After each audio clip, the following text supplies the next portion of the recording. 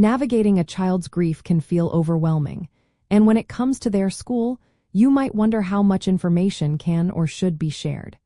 It is a completely natural concern to have, balancing support with privacy, especially during such a sensitive time.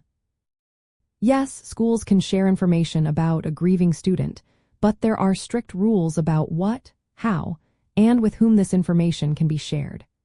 Generally, schools are guided by federal privacy laws designed to protect student records. This means they cannot freely discuss sensitive details about your child without proper authorization, even if the intention is to help.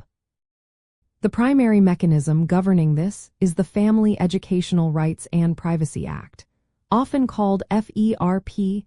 This federal law protects the privacy of student education records and applies to all schools that receive funds from the U.S. Department of Education.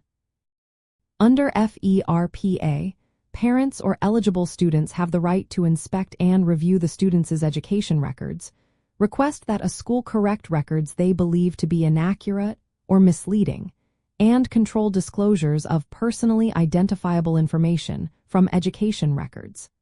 This law emphasizes the importance of parental consent before sharing private information. For schools to appropriately share information about a student's grief or any other sensitive matter, they typically need written permission from the parent or guardian.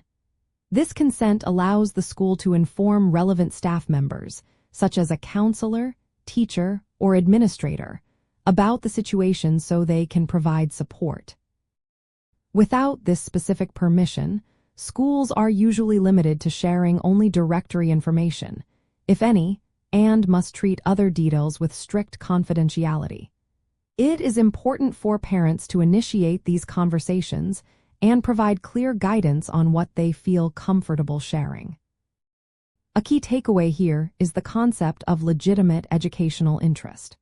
While FERPA requires consent for general sharing, school officials with a legitimate educational interest can access student records without consent.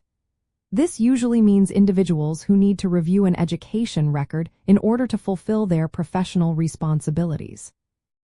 For example, a school counselor might need to know about a student's grief to provide appropriate academic or emotional support, but a sports coach might not, unless directly involved in the student's academic or emotional well-being related to their grief.